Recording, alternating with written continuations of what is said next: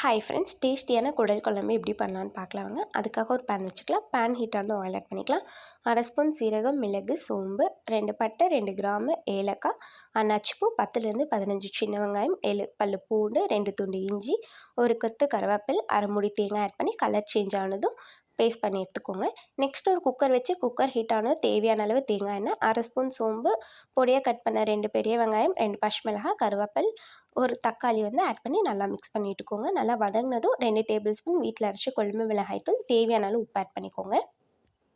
நம்ம ரெடி பண்ணி இந்த பேஸ்ட் ஆட் பண்ணிக்கலாம். 10 நிமிஷம் மஞ்சத்தூள் போட்டு சுடு தண்ணியில் வேக வச்சுருந்த குடல் எடுத்து நல்லா ஆட் பண்ணி மிக்ஸ் பண்ணி விட்டுக்கோங்க.